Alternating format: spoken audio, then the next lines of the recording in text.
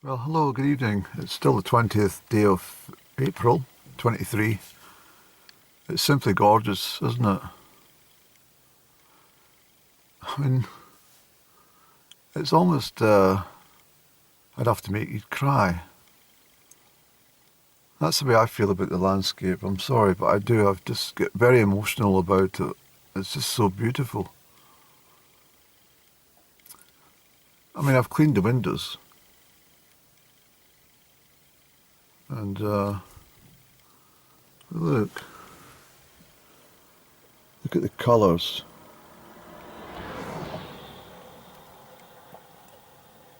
Just the gate itself is beautiful. Do you understand? That lonely gate. No one ever says hello to that gate. It's so beautiful, everything. I mean, I'm not a fan of,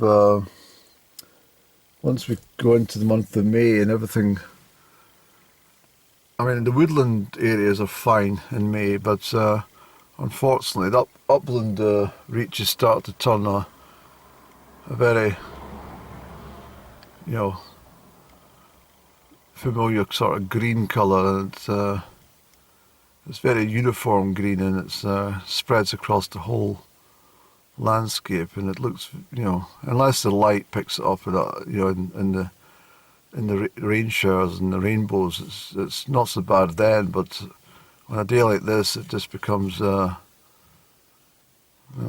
doesn't do it for me. But understand what I'm saying. It's like I like the changing landscape, but I don't like it when it's stuck in the late May, June time. It's just too green for my liking. It's so beautiful. I've written so much poetry in this area because of it. I'm often saddened that much of my poetic works were not seen by a wider audience in some respect. That originally was the purpose of this YouTube channel.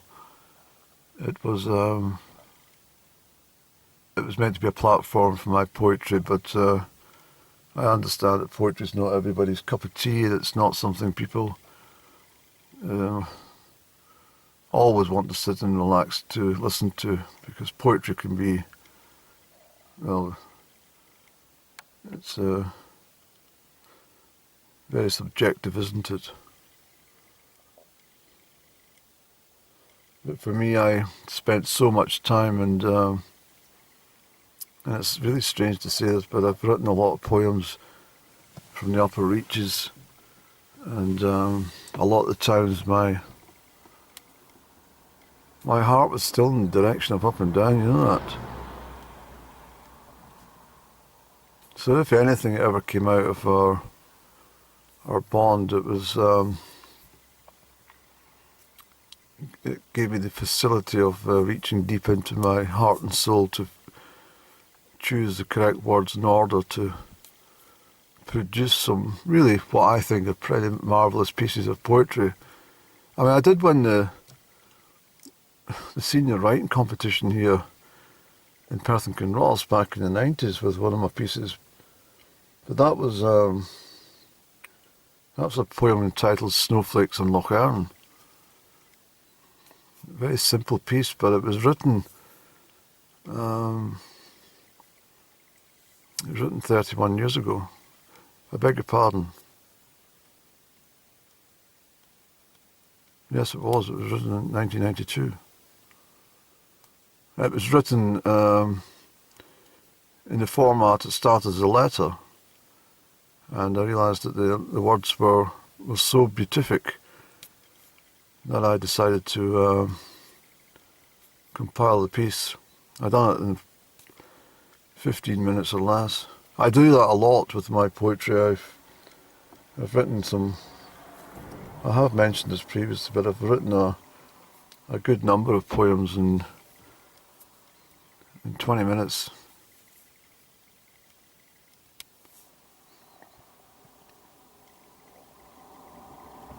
I think one of the ones, there's a 222 number past me, that's a 444 and 222. These are angel numbers, and that car didn't come 20 minutes ago or 4 minutes ago. It came exactly the moment I was thinking of something quite profound. What I'm trying to say here is that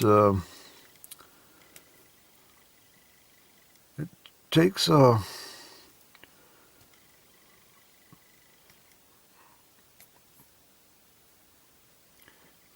It takes you to experience some of the worst things in life to bring out the best things in life. And when I published that poetry book a number of years back, it was always going to be it was always something that was discussed, and it was always something that was on the to-do list, the bucket list. And I have had a look at my bucket list, and I think the only place that, well, let's not say too much.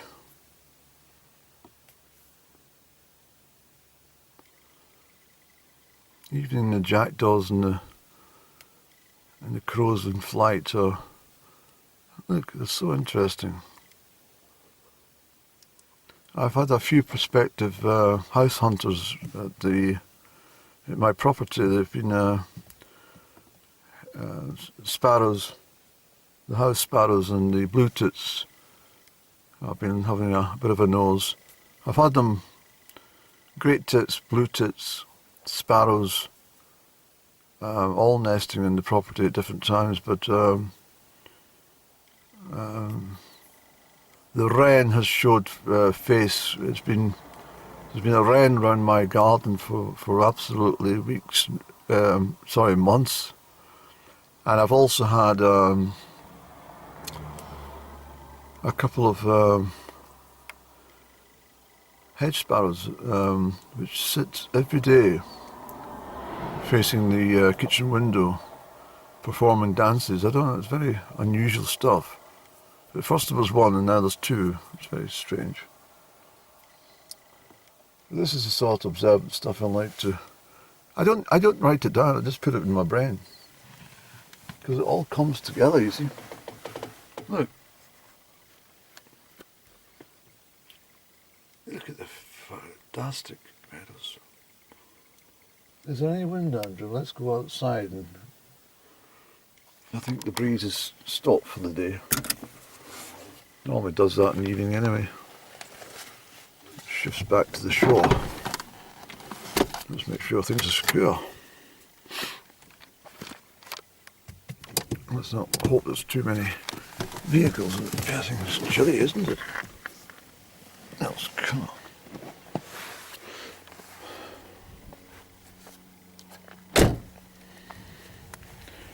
Unfortunately, the sun's...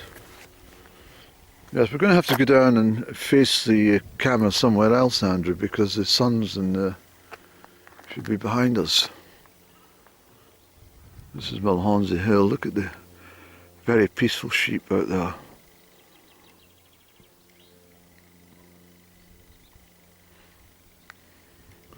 Come on, let's go back and we'll do a zip around, and we'll get down into the vale.